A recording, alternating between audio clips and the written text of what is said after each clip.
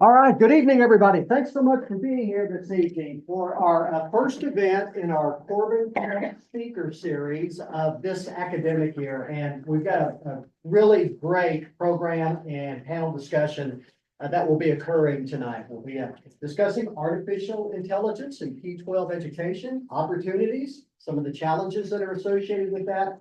Four outstanding panelists who will bring different perspectives to this conversation. And I really expect it's going to be a nice opportunity for us to all learn quite a bit.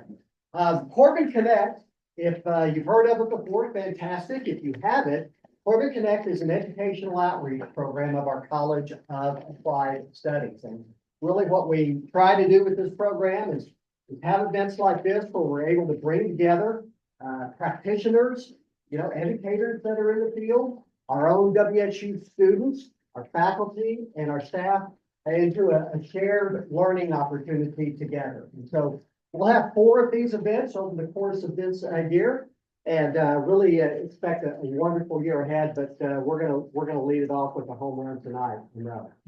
Our Corbin Connect program is presented by our friends at Credit Union of America. They are tremendous partners.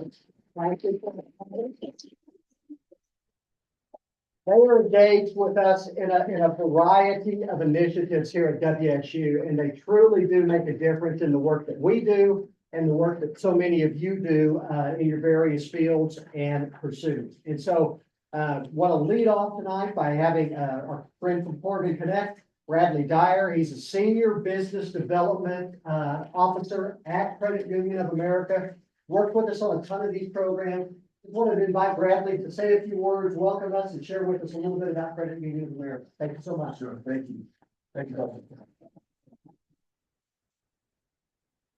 Thank you, and hello, everyone. It's nice to see you all. Some familiar faces and some not, but it's a pleasure to be here, and I'm happy to be here to participate in this. And on behalf of Credit Union of America, say that we enjoy making things like this happen. I want to do 2 things tonight. I just want to share real briefly our why. Then I want to extend an invitation. Let me start off with the invitation. In this room, in just a couple of weeks on the 29th of October, we will be back. And this time this Credit Union of America will be leading Demystifying Mortgages. And we'd love to invite you guys to come back on the 29th right here in this room, where a couple of our experts on mortgages at Credit Union of America will be here. Any questions? This is kind of like a precarious time for people thinking about mortgages, those who are thinking about refinancing but we're holding, or those who are thinking about purchasing. Any questions that you have or any of your colleagues may have, this is the room to meet us back here on the 29th, and it will start at 5 p.m. But just real briefly, let me just tell you our why. Credit Union of America is considered the educators' credit union of Kansas, and we say that with some amount of pride. And the reason is, next year will be 90 years since we started. So almost 90 years ago, educators just like you guys in this room came together and decided they wanted to do something for their fellow colleagues. And the Wichita City Teachers Credit Union was born. For the first 40 years of our existence, all we served were educators. In the 1970s, our charter changed and we serve way more now. We're now the 2nd largest credit union in the state. But we've never forgotten our roots. We understand where we're coming from. Educators do a lot of business with us, and they help to strengthen and grow Credit Union of America. So we make sure that we are finding ways to give back to the education community, and this tonight is one of those ways. And so we're happy again to be your sponsors. If there's anything that I can do to assist or help in any way, please reach out to me. And again, look forward to seeing you again on the 29th. I'm looking forward to hearing this panel. Please forgive me, I don't know that I can stay till the end, but this is a topic that I'm very interested in as well. So looking forward to hearing from you guys. Thank you, Dr. Scold, and good to see everyone. Thank you, Bradley. And at this point, I'll turn it over to our moderator, Dr. Kristin Sherwood. Hello, everyone. Thank you so much for being here. And thank you again to Credit Union for the dinner. That's really wonderful. And our panelists, thank you. I'd like to begin here with our own Dr. Speer. And if you could tell us a little bit about what you do, just a minute, and then we'll just move right on down the line so the panelists can introduce themselves. Sure. Hi. Good evening, everybody. My name is Carolyn Speer. I am the Director of the Office of Instructional Resources at Wichita State. We like to have very long titles at Wichita State. Mine's one of the shorter ones, actually. My office does a lot of things. It assists with the training of Wichita State instructors in pedagogy, because many instructors, of course, across different backgrounds didn't have that same those opportunities in their program. So we are pedagogy instructors for in-person, online instruction. We also do instructional design, educational technology, and now we were identified 2.5 years ago to assist with the universities onboarding and sort of meaning making around AI. So we have been active in that space. Coming up now, I guess 2.5 years. So we were really quick out of the box on that. So that's what they do. Thank you. So, I'm Diane Smokorowski. Everybody calls me Smoke. It's so much easier for you to remember. And I serve as the coordinator of digital literacy in the Wichita Public Schools, which means I lead the educational technology team. I am the 2013 Kansas Teacher of the Year, and in 2019, I was inducted into the National Teachers Hall of Fame. Much of that was centered around educational technology, global collaboration, and just nerding out with teachers. So I'm very excited to be here. I get to work with Rob every day, just down the hall from him. And our job, I would say, is just not only to make teachers nerdy, but help them find and retain their joy for learning with the tools that they have. So that's me. thank you, Ray. I'm Ray Niles, and I'm currently superintendent of Sedgwick Public Schools in Sedgwick, Kansas. Prior to that, I spent 15 years leading a team at Apple. I led professional development for Apple, and I never had to move. So I was a national resource, flew out of the Wichita airport every week. And I've been in big schools, little schools, small schools, rural, urban, you name it, the New Yorks, the Chicagos, LAs. But the thing that I kept reminding myself about is that kids are kids and that teachers are teachers. And at the end of the day, all we really want to do is make sure that we're making a difference so that the path we're leaving behind us have educators that want to follow us on that path. So I'm really looking forward to the conversation this evening and looking forward to learning from all of these really smart people. Hello, everyone. Rob Dickson. I'm Chief Information Officer for Wichita Public Schools. I get to oversee instructional technology with Smoke. I also oversee our virtual school, Education Imagine Academy, which is about 500 virtual kids. And then I get to do really cool things like we started Creative Mind, which is a micro school at the Learning Lab this year. So you might have read up on that. It's a really exciting venture where we have a conversation with parents back and forth about what education, especially in elementary school, look like. So I have sat on the board at Microsoft, their education board, since 2015. And I use AI every day. Thank you all so much. And we really do look forward to hearing your thoughts on the questions that we'll be asking. Their information will be shared later after the event is over, so that if you have questions, or if you're like me, you can get out into the parking lot about, 2 hours from now. I think I wish I'd thought to ask. And so the contact information will be made available so that you can do that. Just to get us started, and so that we're all using common concepts and common language. What is AI and what is not AI? You want to start that one? Oh, you want me to start? I would say I listened to a podcast this weekend from Mark Andreessen, who started Mosaic back in the day. I equate it to this: how you computed prior to ChatGPT and everything else was deterministic, right? So you give an input and you're always going to get the same output. And so if something was wrong, if you were a computer science major, you were the problem, right? If you put in the same input, you got 2 different outputs. But thinking in terms of AI, it's probabilistic. So you could give the same input, you could even create it, right? And just like an elementary kid, sometimes it makes an answer. And so what I would say today is I think AI is something that commoditizes knowledge, but allows for creativity to happen. I would add to that AI is also as an educator, I remind myself that there are guardrails in place for a reason. And I'm thinking about we put a chat bot on our school website. And within 24 hours, the number one question was, who are we playing a football game tomorrow night? And the number two question was, what's for lunch? And knowing that the data that we were putting into the chat bot to be scraped initially had information in it that we knew was correct was great. But it's when you open up that door to let other chat bots or other bots grab other data, you start out with wrong data, then the data continues to extrapolate, then it's still not correct. So I think when I get asked what is AI and what isn't it, it's kind of a question that you have to ask yourself, what are the parameters in which you're speaking? Yeah. Because there are differences related to the environment in which the artificial intelligence is being used. So I don't know if I made that worse or made that better, but what do you think, Smoke? I look at it through a teacher lens. It is my thought partner. It is my creative genius. It is not the Terminator. It is not the Minority Report, where a lot of Hollywood takes over this whole sci-fi doom and gloom experience.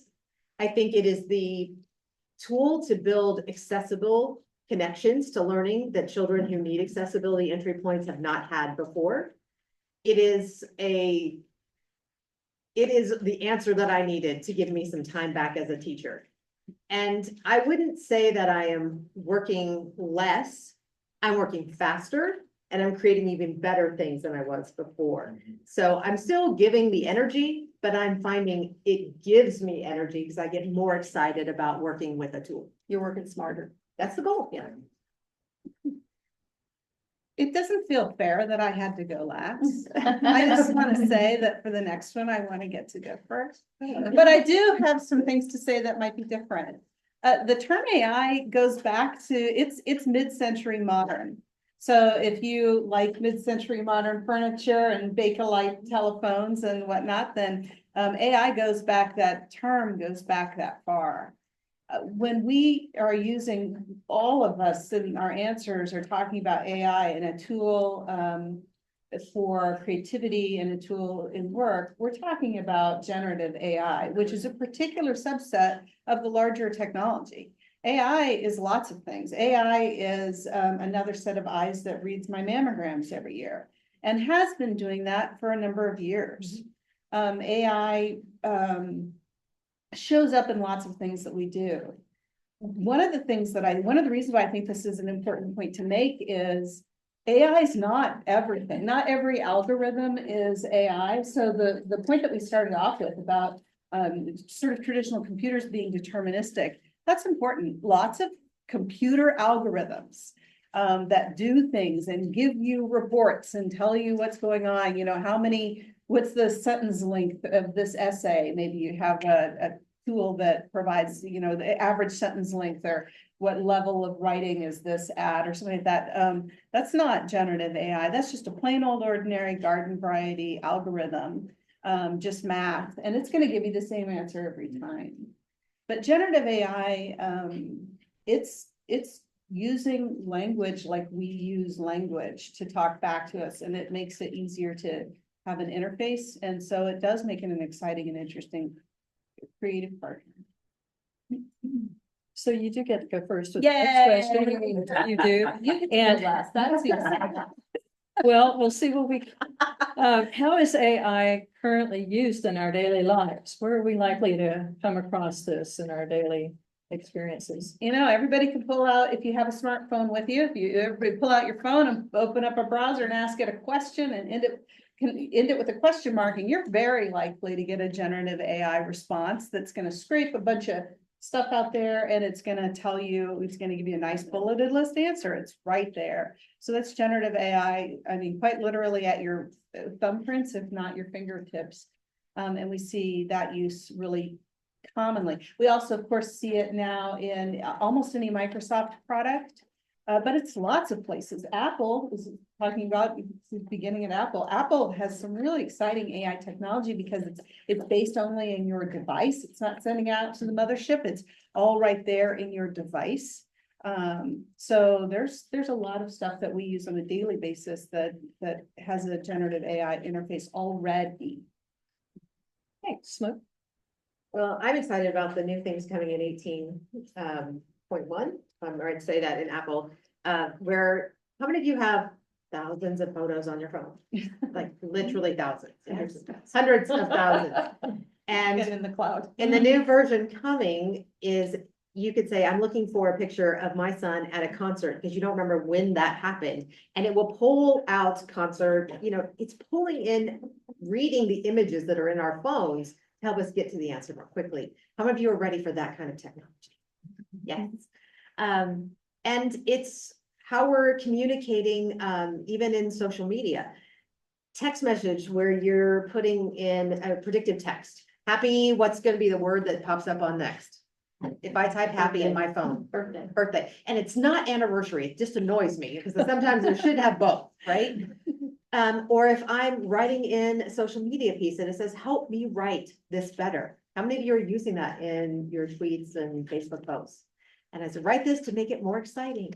So Nathan, when you see me writing, sometimes it's not me in social media. Just putting that out there, Jeff, just so you know. But there's a partner in that. And I know even my teachers at Sedgwick right now, they're super excited about a website called Magic School. And they're able to put in, I have this standard I'm teaching, or this concept I'm teaching in this subject area. Give me ideas on how I can teach that. And much to what Smoke had said earlier, the idea that you can work smarter, not harder, is huge, especially if you're a fifth grade teacher and you've got 27 kids that have 15 different learning styles. And so being able to plug that in and then be able to say, okay, oh, I didn't even think I could do that. And then to see that come right back. The other thing is, if you're a brand new teacher and you're overwhelmed by this idea of teaching to the standards, right? It's like, what does that really mean? To be able to say, I am a social studies teacher assigned to 7th grade social studies, help me with those standards, and then be able to get ideas around that. Back in the day when we used to Velcro our teacher's manual to our arms, I don't know if anybody else is old enough to remember that, but I maybe did that. It Velcroed to your arm and it stayed there from August to May, and it was the gospel of everything. Back in the day, you had a column that said enrichment and it was remedial. Or it was like, so you had ways to help your kids if they were above grade level, ways to help them if they were below grade level, but everything in the middle was for the average kid. I think what the AI resources that we're seeing in our everyday life are allowing educators to do is to be able to say, rip that off the arm and now be able to say, okay, you have all of these resources available to you. And if you don't know what it means to do Kagan cooperative or some type of strategy, you can also drill down on that and it'll be able to explain that to you with other options as well. So I just see it as a great resource for educators, especially those new to the profession, burned out in the profession, or those that just want to get better in the profession. I think beyond generative AI, probably the biggest pieces of AI that you guys see every day, but we just don't realize, is any kind of ads, any Amazon Prime boxes that you get, any of your Amazon things that they think that you should like. All of those are driven by an algorithm on the back. And I think, so much of our lives are produced by comforts, right? And what we are likes and interests. We're a capital society, right? So most of the time how vendors and everyone else make money off of what we do is by our data, and AI reads that data. So what are some examples of practical applications for AI in school? And you've kind of touched on that briefly, but get a little deeper into that moment where we're talking about actual integration into instruction. If I were to give the one job that I would question in education today, would be probably research.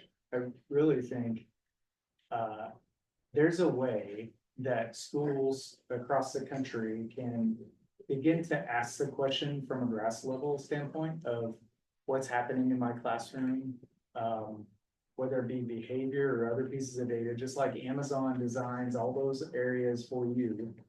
What's best for me as a teacher? What's best for me as a student?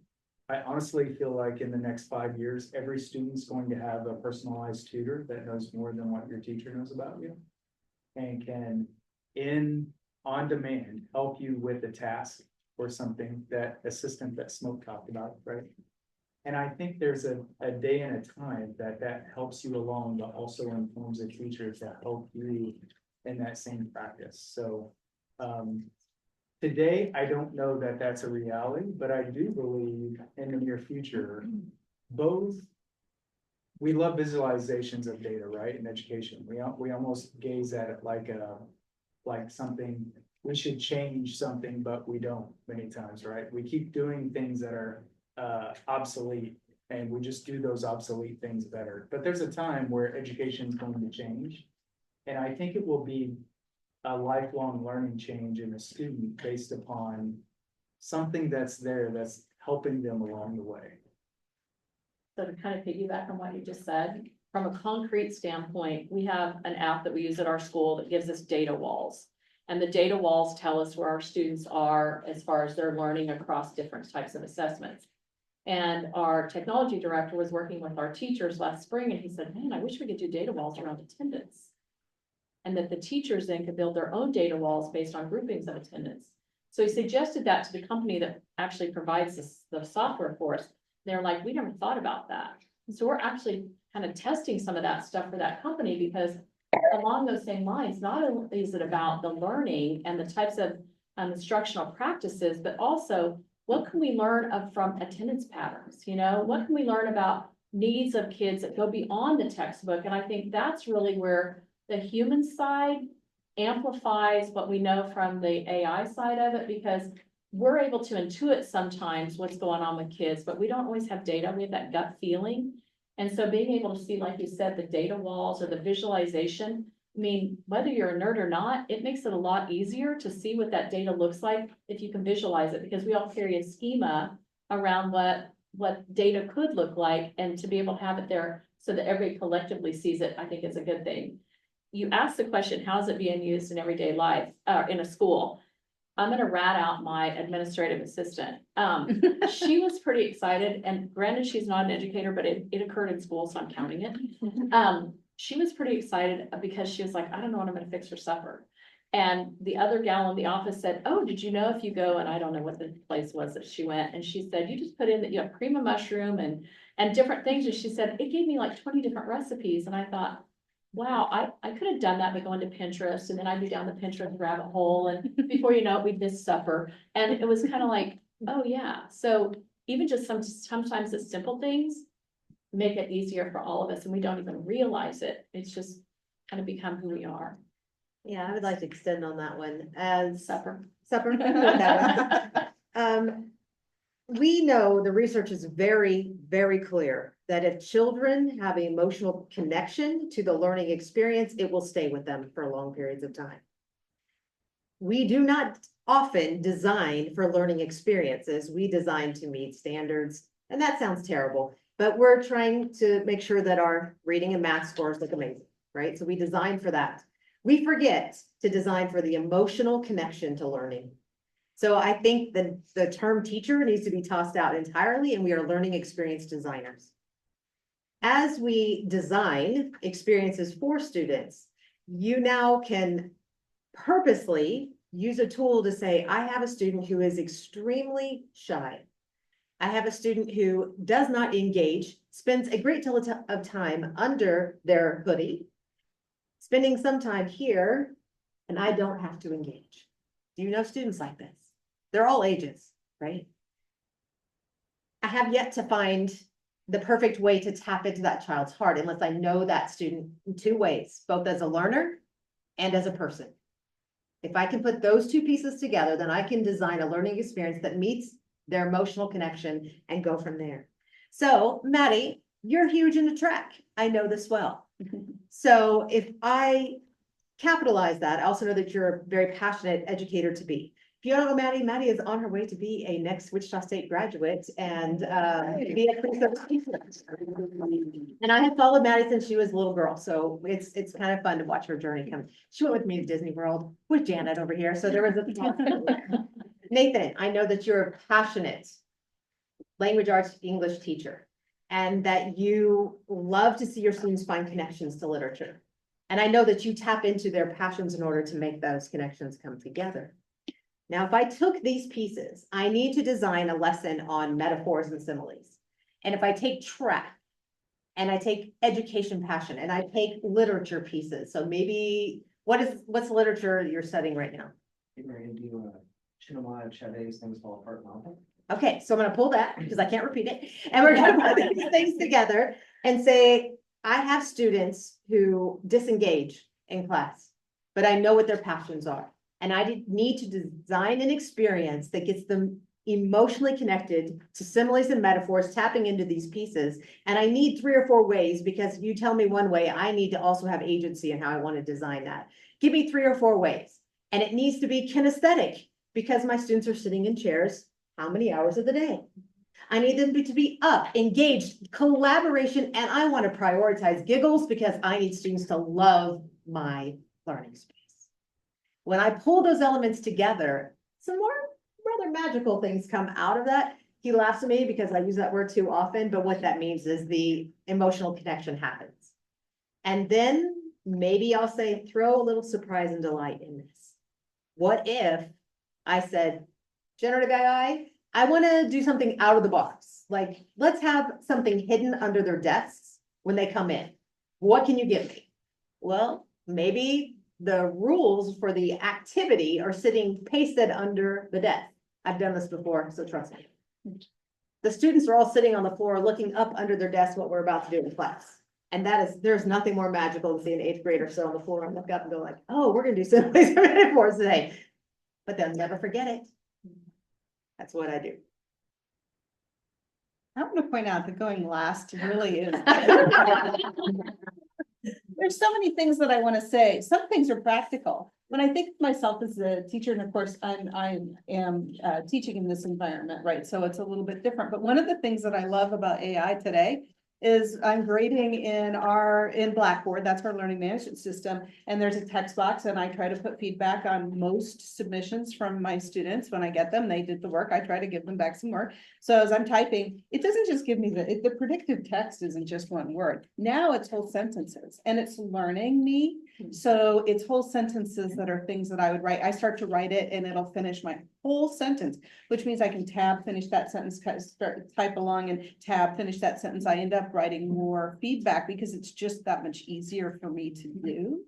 It's just practical. And so I think the takeaway from that example, and also, by the way, lesson plans, write lesson plans for you all day. And then what Smoke said is AI can do what the computer can do better than the computer used to be able to do it, but it still can't do what a person does. So it allows, it uncovers the person, like an artifact in the sand, you know, at some dig somewhere. The humanity of education, which has been somewhat packed down by all the minutia of all of the stuff that needs to be done in the grading stacks and all of that. It's that's being evacuated away from sort of the passion of education. AI can lift that burden. So finding ways to allow it to lift that burden is really important. And that means getting trained in it, paying attention to it. I can't tell you how many of my own students, graduate students here who are educators themselves, turn in assignments for me that ask for AI use. How often my students say, I've been really afraid to look at this. This is the first time I have.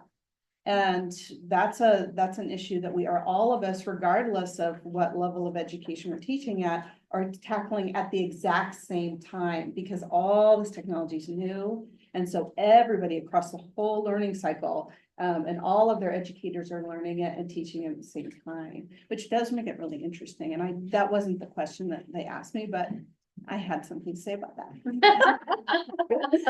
And we're glad you did, because it works perfectly into this next piece. Yeah. Which is, what are some practical guidelines to help educators understand and embed the ethical use of AI in their instruction? I think everyone is concerned about plagiarism and about how it's being used. Let's take that great big fat tempera paintbrush from, you know, painting posters. And let's do ethics with that paintbrush first, because we get all the way down to the small questions of plagiarism, or what are we teaching, and is writing just a proxy for thinking, and all of these that we get to, these fine grained things, and look at ethics writ large. The ethics of AI are huge. We have the environmental impacts, which are real and quite serious. We have the exploitation of labor of the human workers associated with the initial training of particularly the first OpenAI model, but not only that model, which is that the unethical behavior surrounding those things, that's baked in, that's permanently part of the technology now. So we have the ethics of the distribution of resources, and who has access to these technologies and who doesn't, who's allowed to use them and who doesn't, who's challenged when they use it and who isn't. So there's a lot here about ethics. And I think that the most important thing is to just unpack this question, not to look at it and say, oh, there's unethical things. Oh my gosh, there's gambling in Casablanca. But that we need to be aware of what these are, to talk about them and to continue to try to get better. We're not going to make these technologies go away simply by saying, oh, gee, we don't like this component of the ethical reality. So we're going to have to figure out a way to continue to get better as we go forward. And I believe there's an opportunity to walk through these conversations with your students and your colleagues. Yes. So if we talk about bias, which is very real in the internet, it's very real in text, it's very real in AI. These things are real. If I go into a text image generator and I ask it to give me a fast food worker who is offering, is working at the counter and waving, can you predict in your mind what that person might look like? Do you think it's going to be the same as a 50-year-old doctor? Will they be the same race? Will they be dressed the same? Gender, all of those pieces. If I type in kindergarten teacher, I am going to get a female, quite often blonde, white, cheerful girl.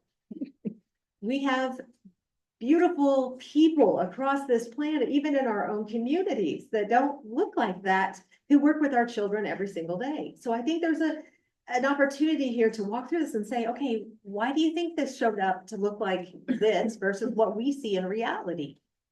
Then how do we use the tool to get the reality output that we're looking for?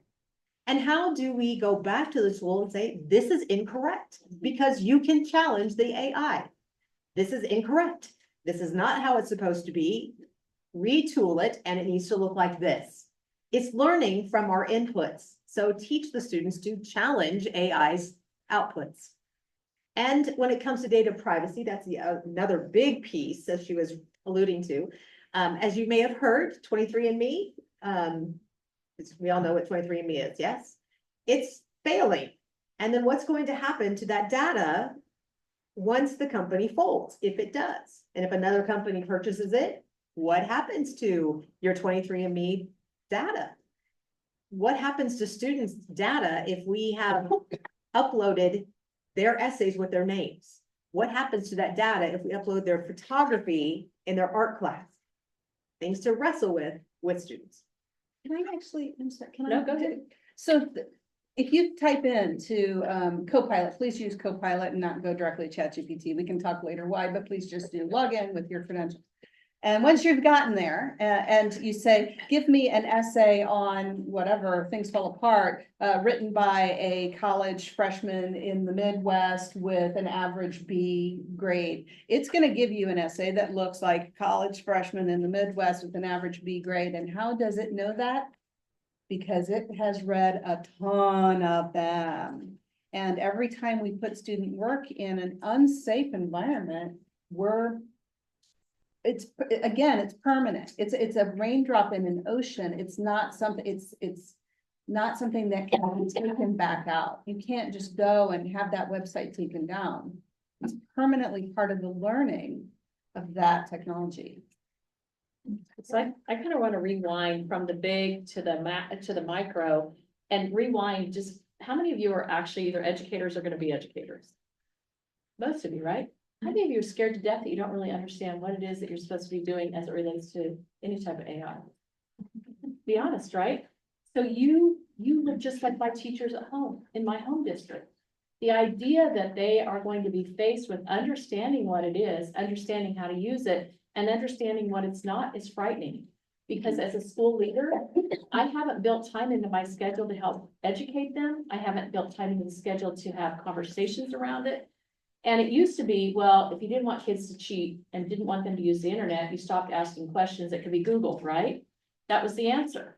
But when you start thinking about how we're using technology to make them work smarter, not harder, sometimes if those guardrails have been pushed down or those guardrails have been taken off, it's harder for those educators to realize to step back and go, what do you mean I shouldn't be putting that in ChatGPT? Like, nobody has challenged them or made them think internally about, hey, have you given any consequence or any thought to what that means? And I think we've done a disservice to educators by and large, because all of this has kind of been coming along and we've just kind of been looking over our shoulder and going, yeah, they'll figure it out. Yeah, they'll figure it out. It's up to us to figure it out. And whether you are a classroom teacher, a technology director, a building principal, or you're married to one of those, or a superintendent, or you're married to one of those, you have to start having the conversation, because what they don't know, they will make up. And what they make up probably is going to be incorrect. So you have to have the conversation around, what does that mean in your classroom? You know, it used to be you could log in and get a Grammarly thing and it would tell you if you had your, right grammar and stuff. Now you log in, it'll help you write your essay or write it for you, but at what cost? And I think that's exactly what you guys were saying, is at what cost, so just being mindful of that and helping educate around that, I think is critical. And the first step is to have the conversation. I love all the things that we're saying here. I think for myself, it's, you have a great example that has happened over the last 15 years of social media and data privacy, and thinking about the consequences of such. I think we're just now getting kind of a great perspective of what that looks like. And what we can't do with AI is the same thing that we did with social media. And I think it's everyone's opportunity to understand digital literacy and digital citizenship and all those pieces. I think a person's identity has now extended into the digital world without you choosing so or wanting so in some ways, right? You're forced into this. And I think this is an opportunity for us to change literacy to include digital literacy, to where every person understands there's a commitment to data privacy and who I am as a person. And I think when you think about generative AI, that extends into that at, I would say, orders of magnitude higher than what social media does. Words that we haven't described yet, words that we don't know. Yeah. We're gonna shift the focus yet again, just in a tiny space. Please share some strategies for addressing concerns that are expressed by parents and educators about the use of AI. We have a number of aspiring building leaders in the building. And how do you respond to parents who are concerned about their children having access to these tools? I think first and foremost, as an educator in a building, anytime you have a parent come talk to you, embrace that. Even if they're coming to bitch at you, embrace it, because they took the courage to come through your door. So sometimes those conversations are hard. I think if I had a parent coming to me asking about that, the first thing I'd want to understand is, help me understand where this happened. Give me some background, give me some context on it. And then, I don't know if anybody's told you all this, but you don't have to have an answer right away. You can always say, let me check and I will get back to you. So that'd probably be my number one strategy, because you may not understand fully how that was used, or the teacher may have used that term and that's not what it was at all. So give yourself some time to look into it. The other thing I want to make sure as a building principal that I was really familiar with the board policies. And even though that's really your superintendent that's got an eye on it, you as a building principal are going to have some agency over that as well, just being able to know how that's to be interpreted in your buildings. And then I'd also want to listen very carefully to not only what the parent is saying to you, but what are they really not saying to you? Why did they really come to you? Is it because they felt that their child had been violated? Is it because they don't know and they're mad? You know, understanding what they're saying is one thing, but what they're not saying is the bigger issue. So whether it's about sports or AI, you don't have to give an answer right away. And sometimes the best answer is, let me check into it and I'll get back to you. That might have been a cop-out answer, but.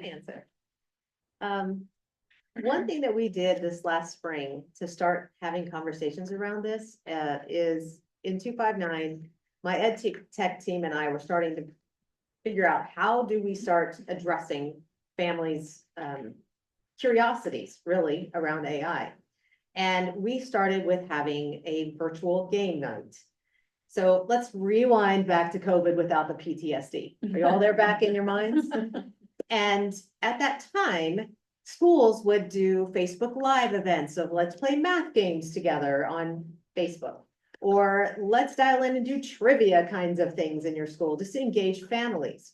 We tapped into that idea and had a piece where teachers and their children dialed in and we ran a virtual AI game night. And it was very much of improv games. So text image generator, pull it up. Give me an animal, Maddie. Elephant. Elephant. Give me what the elephant might be wearing. A necktie. A necktie. And where is the elephant? Derby. He's in Derby, Kansas. And what is he doing? Drinking water. He's drinking water. Put that all in there. It's very much improv, like shout from the audience. And then we would generate that image on the screen with the families. And you would have a 7-year-old with their, grandpa in another room and that sort of thing joining in. And we were playing with the AI to talk about what is it really can do, what it can't do, and do snack bite trainings around AI to dispel some of the mysticism around that. And it was a huge hit. I hope to do it again this year periodically. We really kind of kept it in-house with that as a prototype to go external at some point, but I have to say it worked out pretty well. That was really cool. I want to play that game. We run a conference, which I think that we are going to be using that now. I want to speak to educators since the question was parents or educators and say two things. AI is not going to take your job. There you go. You're not concerned anymore, right? It's not going to take your job, even though we just heard within 5 years, maybe we'll have individual tutors for every student in the room that'll know more about the student and know more about the topic or the content area than any one human could possibly ever know. It still can't be the human in the room. It can't be the human in the room. It can't be the human in the room. It's also gonna be something more that we have to learn, not taking away learning, it's adding learning to the classroom. We have to continue to learn about these technologies. It's more interesting things to do. It's gonna lift a burden, but it's not gonna make us irrelevant as people. First thing. Second, and you can have them call me if they tell you different. I don't think you have to use it, but I do think you have to learn about it. I do think you have to learn what it does and you have to learn how to use it. And you have to think through these things, the ethical things, the technology things, the whatever use cases and all of that, and understand it so you can answer questions about it. But ultimately, it's a tool. It might not be a tool that's appropriate for you as an educator or for you in your content field or for you at the age of the student that you have in front of you. It might not ultimately be relevant for your job. But learning is always relevant, right? So that part we're gonna have to do. I think things have to be learned personally, especially around generative AI before they're produced professionally. And I say that because Smoke and I have done, I don't countless staff meetings on generative AI over the last 2 years, yeah. And honestly, those that soak it in and have an awareness, and I think it is the same way for parents. My wife, she's an accountant. She hates AI or technology. I'm the person right at home that kind of anything technical, internet wise, I just fix it, but what I did the other day that helped her was, she had to learn all the state, regulations, in Kansas, that changes that had been made for taxes. She does state local tax for like large corporations. And so, I placed the file into, started her ChatGPT, agent and placed the Kansas PDF file. It was, I don't know, a couple thousand pages long. And I said, on your way to Kansas City, I want you to hit your little action button. And I want you to just start talking to it, asking it questions about the document. She spent 2.5 hours asking questions and was like, wow, I learned so much. And, I didn't have to learn anything but just conversation. And for her, that was an awareness of, hey, there's value in this. And I think for our parents, it's helping them find value, sometimes personally, before they use it professionally. Thank you. I'm going to switch up 7 just a little bit, and ask you for suggestions for teacher preparation, educator preparation, and what is needed for effective instruction in the area of technology. All of you are in the classrooms at some point. All of you have done walkthroughs and you see what's happening on the ground. So what, in terms of higher ed teacher preparation, do we need to do? Oh, goodness, this could be a long conversation for me. I would say the biggest piece is guiding teacher prep programs into how to effectively find resources online. And then how to judge if that resource is critically good or not. And then what am I going to do with it? We all know how to Google, right? We all don't really know how to Google well. And there are infinite amounts of rabbit holes to get lost in the internet, but to how to find things effectively, quickly, that balance in bias, and then to use those things in the classroom. Google search, Bing search, all of that is shifting dramatically right now. As she said a little bit earlier, type in a question and you're going to get bulleted AI generated pieces. I think this is going to expand greatly in this next year. I would even predict by February, we're going to see something else on there happening in that space. I'm curious if it will be even just generate images instead of going to Google Images, if that will be a piece of it. But there comes a point where a teacher needs to know how to find a primary source. So how many of you use Site: SITE: when you search? See, nobody knows how to Google. All right, so write this down because you need it. When you go into Google search and you type in, let's say Thomas Jefferson, something like that with the American Revolution, 5th graders studying this right now. If I use Site, SITE: and then I consider what is a valid, great resource on the web that would cover that. How many of you would think that the National Park Service would probably be a good place to start? Anybody? Yeah.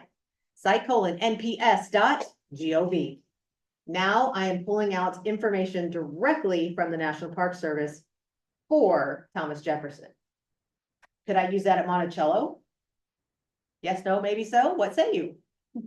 Is Monticello a good resource on Thomas Jefferson? He lived there. I'm going to guess it's probably good, right? Those kinds of pieces. And then if it's asking on AI, I believe that teacher prep programs really need to spend time on just beyond prompt engineering, but deeper on lesson design experiences. So that when you walk into a classroom, whether it is in Stafford, Kansas, or it's in East High, either way, you're ready to go. I'm going to piggyback on that. Not only is it about what you're getting in your prep classes, but also whether you all know this or not, you're probably going to learn more the 6 months that you student teach than what you've learned all in college. So it's a greater emphasis on making sure that the environment in which you are student teaching, that you're not student teaching in a place where that's where you grew up and that's where you wanted to go because you loved your 3rd grade teacher, but you're student teaching with that teacher because she's helping you prepare for what teaching is going to look like when you're actually in the trenches doing it. And so when the question was, what do you think we need in teacher prep? I think it's really a strong understanding of where we're placing those teachers not only the classrooms that we're placing them, but also in the buildings that are being led by specific building principals, and whether or not they have an environment where it's okay to take risks. Because you may be placed with an amazing teacher who knows nothing about AI, but because that teacher is willing to take risks, it gives you an opportunity to be able to say, let me share with you what I've learned at the university, because this is something I think will help you as well. And then you're building that partnership. We're also laying groundwork then to be able to bring the path forward for those behind us. When I worked at Apple, we worked at Abilene Christian University out of Abilene, Texas. And they were placing a lot of teachers in student teaching in Abilene Public or ISD, their independent school district. And what they were finding was that a lot of times the students that were coming from the university knew more about some of the new things that were coming out than some of the classrooms they were being placed in, because they were being placed with great teachers pedagogically, but they were not being placed with teachers that had been forward thinking in some of the things that had changed. So the college got together with the school district and they said, what can we do to make this better? And they said, what if we, they sought funding and they said, what if we work together? And we said, we will use these teachers to place student teachers, provided they've been through these classes at the university. Now, that wasn't groundbreaking or earth shattering at all, but what it did was it opened a dialogue between the university and the district that allowed them to say, we see some gaps here and we're not criticizing, we're not judging. We're just saying that if we are going to prepare our teachers to be the teachers of the future, then we cannot be having them student teach with teachers who still teach in the past. And that is not meant to be disparaging for any of the teachers in the room or any of the teachers that you worked with. It's a reality. You learn more by doing than you do from all of the theoretical stuff that you do here. But it has to be in service towards what? And so if I could wave a magic wand, I would want to make sure that all of the districts in the Metroplex, 259 leading the charge, that we all have a stake in what comes out of this place. So we should all be championing, what do we need? Help us learn from you, you learn from us, so that that relationship gets strengthened. Because the worst thing that we can have happen is that the students that become teachers here decide they don't want to stay here, that they want to leave. And then we get the brain drain out of middle Kansas. I don't want that. I've got grandkids, right? I want them to be able to be proud that the teachers that we're producing out of here want to stay here and want to make this the best Metroplex in the area. So, you know, Chad Higgins back there helps host the superintendent's it's the Metro Superintendent's meeting. And again, it's small schools like my school district and 259, the largest school, but we all have common problems. And if we can all work together, AI being one of them, I think we're all money ahead, especially as all of you think about what the next steps are in your career. So I know that was a little bit of soapbox. I'm really sorry, but I'm really not sorry. I'm really not sorry because it's a great university, so. There's an amazing book you should read. It's called Co-Intelligence. It's by Ethan Mollick. One of the things that he talks about in there is that as a university professor, because he uses AI, his work is elevated, right? We talked about lesson planning, we talked about all the things, but he also allows his students to use AI, and his expectation for their work is elevated. And I think there's an opportunity both from a university standpoint, producing student teachers, right? But also thinking about our classroom, because, you know, attention has changed from 2 minutes and 42 seconds down to about the 40-second range in the last 20 years, just because of our device and our attention span. And so I think there's an opportunity to make active learning happen when you have an assistant that's right there helping you lesson plan and thinking about universal design for learning and all the things that we've trained teachers on, but not in practice, like learning by doing all the time. And I think there's an opportunity for us to change what engagement and actual learning in the classroom looks like with something that's right there with you all the time. And yeah, I don't know in history if we've ever had something like this. So I would say that definitely have a book, what active learning and learning by doing. What we need in our university classrooms, I think, is not assignments about what AI can do. It's assignments using AI. It's assignments that say, okay, use it here, don't use it here. Try it for this, take a look at this. I have an assignment that I do in a few of my classes that I love. My students love it. Always comes up. It's come up now in the course evaluations. This is the third semester I've used it and it always comes up. I have my students think through a debate topic on, a hot button thing in the class that we're in. There's always something. And I have them in a small group, talk to other human beings. And I also have them talk to AI. And so they are debating, they're getting practice, starting actually with AI. Practice, I'm gonna take a side, you take a side. This is what it's like to talk to somebody who disagrees with me. This is like what it's like to talk to somebody who calls me on my BS or my wrong facts. This is what it feels like to have my mind changed. And we try that with AI, and then we go and we do it with people, applying those skills with people. And that comes up as just a really positive experience for people over and over again. And that's not an assignment about AI. That's leveraging what AI can do to assist other parts of the learning journey in my classes. So that's what I think we need in all of our programs, is just using it. Thank you. So how can educators find the training and how can they access what they need to know in order to bring themselves to that level of expertise? So I'm chewing on this idea for a while. So glad I asked. And one thing that I've been, actually, Rob and I'll be back here, which I'll state on Thursday. And I have been trying to reimagine the educational technology conference experience. Has anybody been to an ed tech conference ever? They're not bad. They're okay. Jeff, you go to several, all of them. Is it pretty much the same formula? It's a conference. It's a conference. It's a conference. You go in, you go to your sessions, you listen to keynote, go to your sessions, you leave, I'll go right? to exhibit hall. Oh, exhibit Get the hall. freebies. Get freebies. Yeah. And There is now meditation at most conferences. I That's think we need to true. throw that in there. And then some of you have come to Ed Camp. Who's been to Ed Camp? Okay, what's different about Ed Camp, Nathan? It's been a hot minute. What's different about Ed Camp? Is this like the unconference Yeah. where you like generate ideas? Right. Topic sessions in the moment instead of having a pre-planned program? Right. So very different than the other, but I'm ready to shake the whole thing up, right? And the vision that I'm casting is the idea that higher ed, industry, education all come together in this opportunity to consider what do teachers need to build our students to have better understanding of technologies like AI, so that they are future ready to work in the industries right here in our community. So it's all just still sitting up here, but in that, Rob had a great idea that we were pitching he was pitching with me a little bit ago, because I can't turn this off really, but could teachers go through a series of choose your own adventure experiences at this conference and walk away with a micro credential around UDL? When we think about technology giving access points for students to have multimodal entry points to understanding, teachers understanding a multimodal, how do I plan that? What does that mean? And so if you're like, okay, she threw a college word out, translation.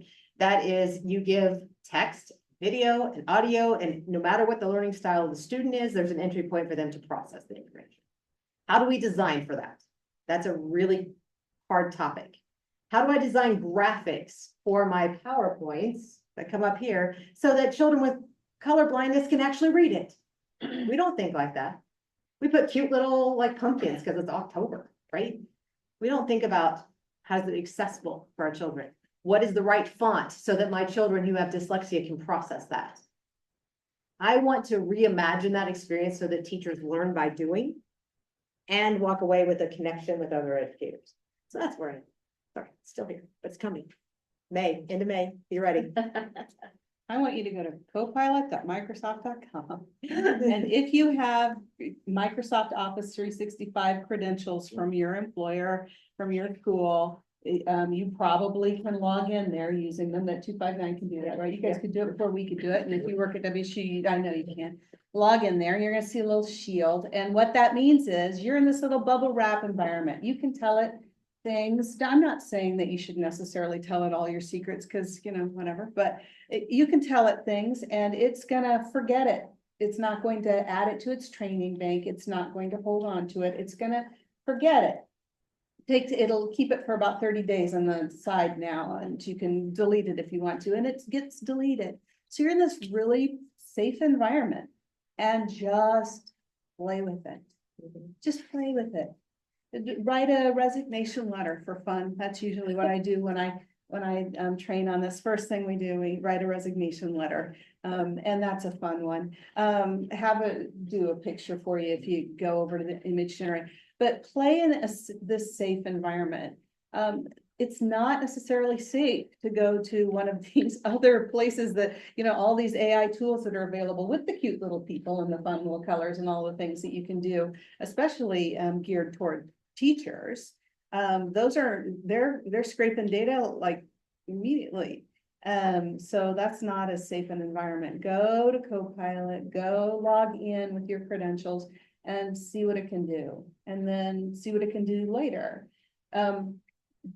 Pro tip, to give it instructions, one instruction at a time. It can be really complex, but it doesn't want to hear 17 instructions in one prompt. Like, start here, and then once you have that, okay, summarize this article for me. Okay, well, now that you've got this, do this. Okay, now what are the main points, and rather than saying, do all of these things in a paragraph of instructions, it's not very good at that. One instruction at a time. But go play, have fun. I might add a play to this one. Whatever you're getting ready to cover in class, maybe it's meiosis, maybe it's American Revolution. Ask it to tell the story of that with Winnie the Pooh voice. Or have it tell it from the Mark Twain's perspective. You can have a lot of fun with that. Like, well, that's pretty good. I highly recommend Winnie the Pooh, by the way. Okay. And in a couple of years, probably you'll be able to use celebrity voices. You'll be able to download a clone of your dad's voice now that he's gone, and he can read to you. I mean, what's coming is Pretty phenomenal. It's crazy what's coming, and it's coming fast. So the question was, where can teachers go? And so again, my own bias, I learn best sometimes when it becomes personal, right? So I think from a school leader standpoint, how many of you are working on building principal stuff? All right, so you all know this, but when it becomes personal, it becomes important, right? And I think back in the Wayback Machine, because I've been in education about 100 years. And in the Wayback Machine, when we first started thinking about the use of technology, it was the same question. How in the world am I ever going to get teachers to use a computer? Well, fast forward, we get grade books that are online, and you have to submit your grades electronically. Imagine that. Now I have teachers complying because they're putting their grades electronically. But where we hooked teachers was when they realized they could send an email or a text message to their kid at college. Or we figured out that you could have a picture instantly of your child on your phone. So I think you can take those same principles and apply this to AI. How do you make it personal so that it becomes important? How do you tap into the emotional experience of the learner, whether they're 5 years old or 45 years old? You only care about stuff that you care about. You can quote me on that. The rest of the stuff you don't care about, you don't care about. So how do you as a building leader then tap into that piece that lives here, not the piece that lives here? Because the direct route from here to here, you got to go here first. If you're not talking to heart and it's hard stuff, you're going to lose them. So you have to figure out, how do I make them want to learn more about AI? Maybe it's something that you do in-house at an in-service. Maybe it's something really simple. Maybe you have a conversation with a teacher and the colleague's the one that's teaching it, not you as the building principal. But you've tapped into something that has given them trust. It's a safe environment. They can mess up and nobody's going to laugh at them. Or if they're laughing, they're all laughing together with the Winnie the Pooh voice. But if we're waiting for Topeka to send it to us from KSDE, you will wait forever. If you're waiting for us to force you to do it through legislation, good luck with that. Because if they do that, it's not going to be anything that we want. So if you're looking to who's responsible for doing it, look to your right and look to your left.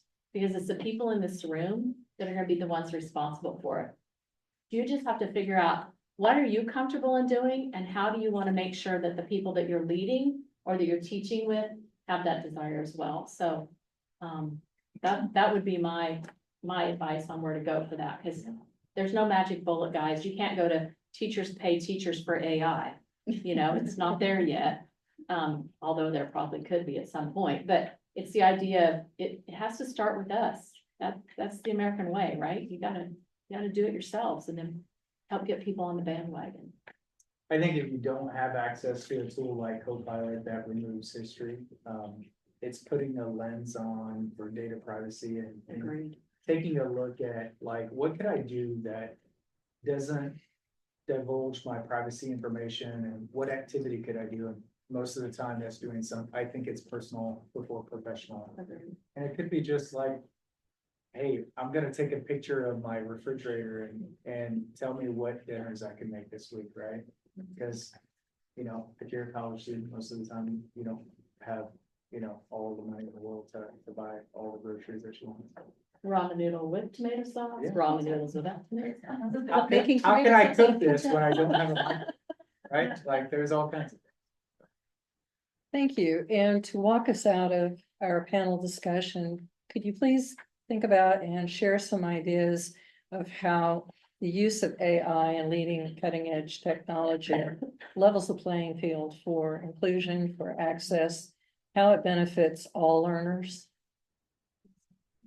Yeah, but I'm gonna steal what you said. It levels the playing field for all learners because it makes the sum totality of all human knowledge as we know it and is available on the internet, available to everybody in a way that can make sense to them and learn it at a level of reading, or just it'll read to you. It's amazing what it can do in terms of revealing information. Now, we got a librarian in the room, so is that gonna be great information? So there's, there are challenges too, but it does make it easier to find stuff. But it also allows us to just develop lesson plans and do other things that consider all learners. And that's really important. That's probably the most important thing from a teaching perspective, in my opinion. That, and it finishes my sentences when I'm grading. And I really like that part too. I just want to give that one word that.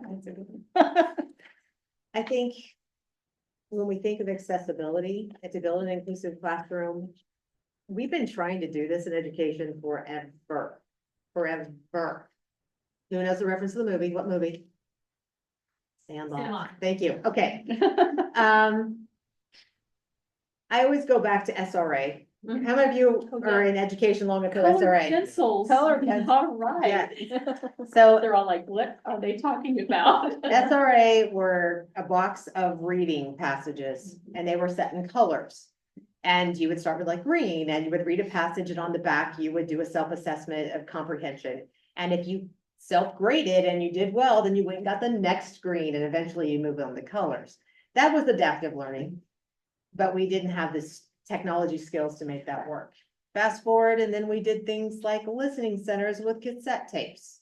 And we were finally reaching students who did better with multimodal pieces, having audio being read to them, made it easier for them to access literature. Fast forward, we brought in TVs with big carts in the classroom so that now we had visuals. And they played laser discs. They played laser discs. Big laser discs. Ever to live. But you could freeze, it was interesting. They didn't last for very long, but it was great technology. It was with the Betamax. And Betamax. Sorry, we're going way back in the 80s. But anyway, we're gonna fast forward again. And then we brought things like YouTube into the classroom. And now we could have visuals around anywhere on the planet. And then we had things like closed captioning, now does it in real time.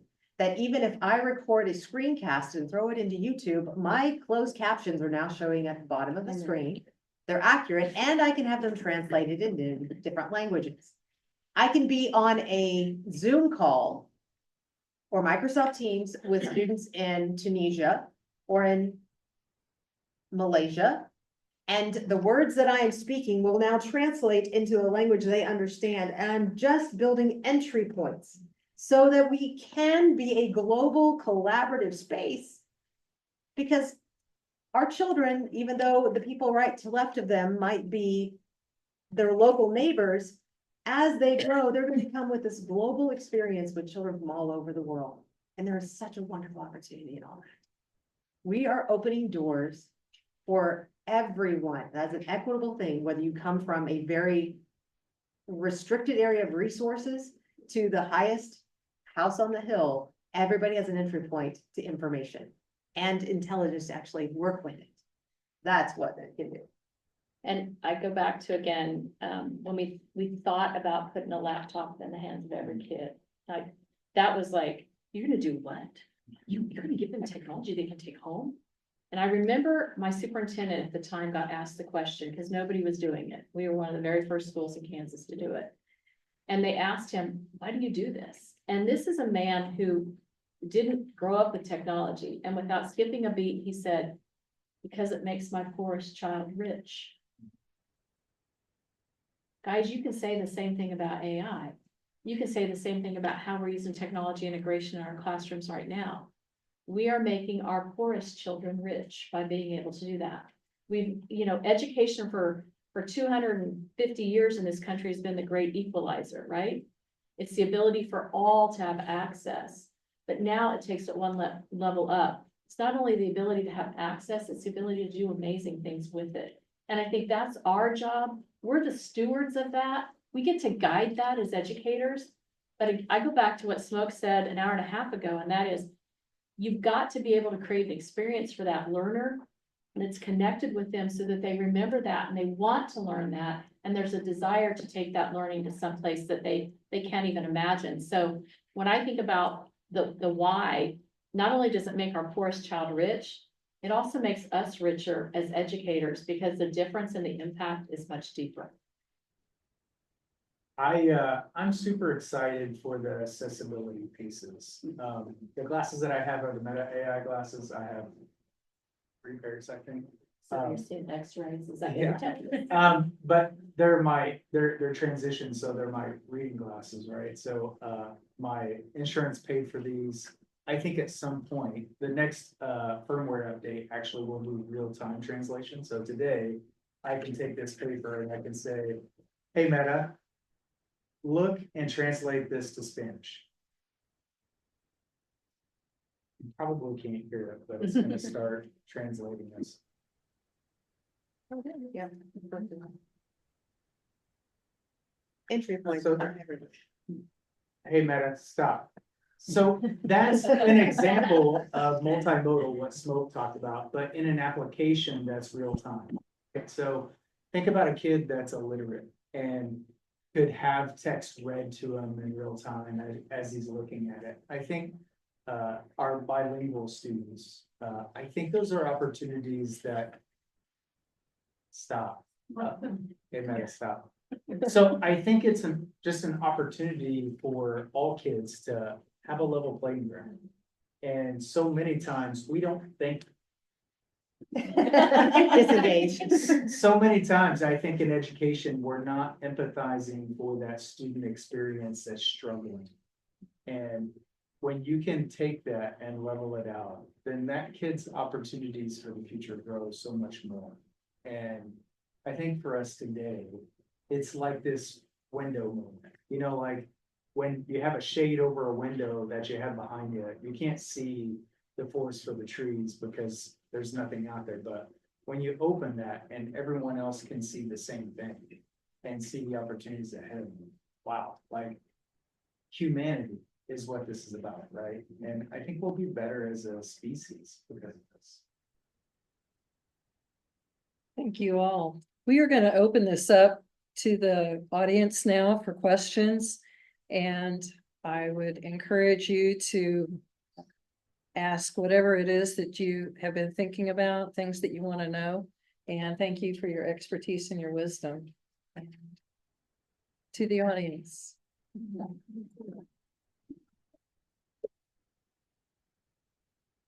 Hit us up, throw a question out. I'd like to know, so especially in like underserved communities, I know you guys were just talking about accessibility. And I'm kind of curious on your guys' perspective on how do those kind of communities really ensure that equitable access to AI and technology for their students and making sure that their playing field is also level with some of the other students. I'm gonna jump into that one. Again, my prior life before I went to Apple and then also my work at Apple, we worked in the top 2% of the most underserved school districts in the nation as part of an Obama initiative called Connect Ed. And when we served in those schools, what we found was that when the technology went home and the students were using the technology, the stories were coming back that grandpa was on there with them, or that they FaceTimed their grandma who was still in the another country. And so that the use of the technology was really the vehicle for them to connect at a personal level. And I think, again, I go back to, if you're connecting at the personal level first, then you're gonna be able to connect at the mental level next. And so from that experience, when you talk about how that serves the underserved, I think it gives them access to resources they wouldn't have had. It also crosses generational barriers because a 6 or 7-year-old child is fearless with the technology. Grandma and grandpa may be scared to death, but the child is fearless and it's in their home. It's in an environment where it's safe. They know, that they're not going to break it or mess it up. Many times what we sent home them at the time were iPads. It was very tactile. There was a component of comfort with that, that I think led itself to allowing students who maybe were marginalized to be able to have experiences that they wouldn't have had otherwise. It also allowed for text to be read back in their native language that maybe it wasn't presented in their native language. It just opened up a lot of doors, maybe even more so with that population than it was for the population that was maybe more advantaged than the disadvantaged. During COVID, I would say this is a complicated topic because access to generative AI means that you have access to the internet, which means you have access to a device, right? Yeah. And so we still today at 259, we still ask the question to our parents at enrollment, do you have access to adequate bandwidth? It's not just access to the internet. You need to say adequate bandwidth. And it's a tough question to ask because adequate in an age of before YouTube was very different, right? Access in an age of YouTube is and even access in an age of generative AI is very different. And so I think it's both an awareness for families to understand what adequate means, but I also think we to this day, this year we still serve around 9,000 kids with internet access at home out of the 46,000 students. So, yeah, I think there's a lot of opportunities. You said one last to do that. Yep. That's cool. The panel have a talk about, inclusion, AI to education. And you mentioned about prepare lesson plan for all students can learn and adaptive learning. I would like you to develop a little bit, tell us a little bit more, some basic steps that we can apply AI for student teachers who have students whose English is not their mother tongue. Okay, so a couple of thoughts with this is I'm gonna recommend Canva for part of this. Canva has ChatGPT built in it, and it's called their Magic Write tool. It's magic. It's magic. What's interesting about Canva is if I am going to work on lesson plans, that's what you asked specifically, right? I would probably stop in 1 or 2 or 3 places to build something. I would probably start, I live in ChatGPT a great deal because it has learned me, but I agree Copilot is a nice entry point piece as well. I am going to consider the students in my class. So if I have multilingual learners, I'm going to prioritize that I need to design scaffolds for children who are learning English. That also tells me that I need to put as many visuals together in this experience for my students because visuals are language barrier free. Agnostic, thank you, that's a word. I needed a college word here. So I would work with the ChatGPT first to say, this is what I'm covering. I'm always going to start with my targeted standard. And then need to prioritize working for students with multi-language issues, right? Multi-language opportunities is really the word here. If I'm going to build a slide deck to go with this lesson, I would go into Canva, build my slides. I would prioritize as many visuals, even iconography, using icons to guide students in what I want them to do. But the most wonderful little feature that is in Canva is up in File. And then there's a accessibility option. And there is ability to look at assessing fonts and that sort of piece. But in the elements, there's a section that says translate. And it will make a copy of whatever I've created in Canva. It'll leave the English and it will make a copy of it in the language that I wish. There's over 100 languages in that. I would give my students the English and the language piece they need so they can go between them. And it could do it as quickly as slide 1, English, Spanish, Vietnamese. Slide 2, English, Spanish, Vietnamese. And we're all together working. And it uses generative AI instead of like a translate where it's not It's word for fast. word, it understands context, so. Does that help? I want to throw in one too. If I had a group of people who came from different language backgrounds and we were everyone was learning as the same content.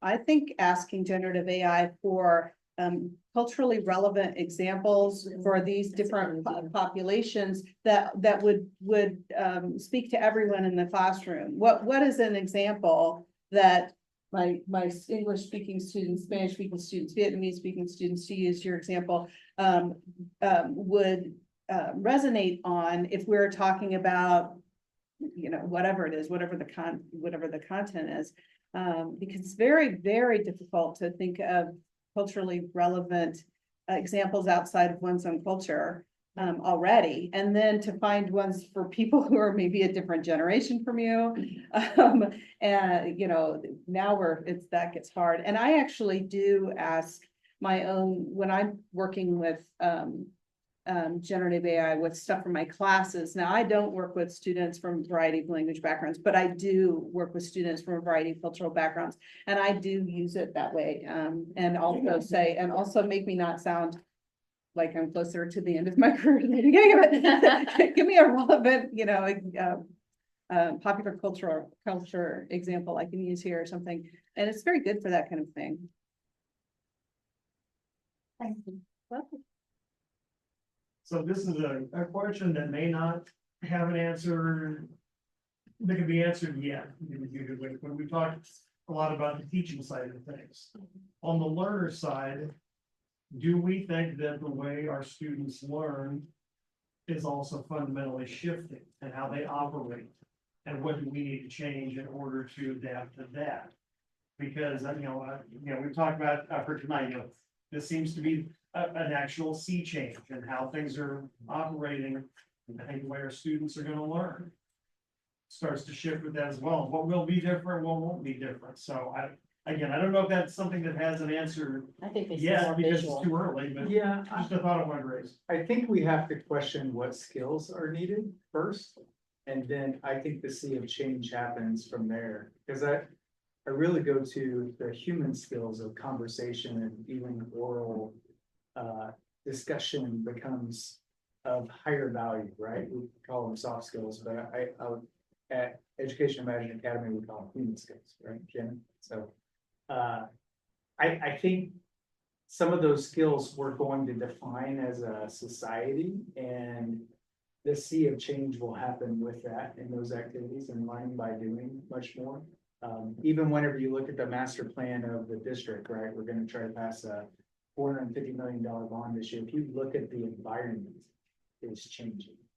The structure of the building lends itself to learning by doing, more around STEM, more around, and technology, not about device access, but about technology as an ecosystem. And I think, yeah, I don't have a magic wand, but I think that's probably where it's heading. I do think there's more learning related to the visual learning. And at least in my district, we're seeing a lot more kids that don't like to read with their eyes, that like to read with their ears.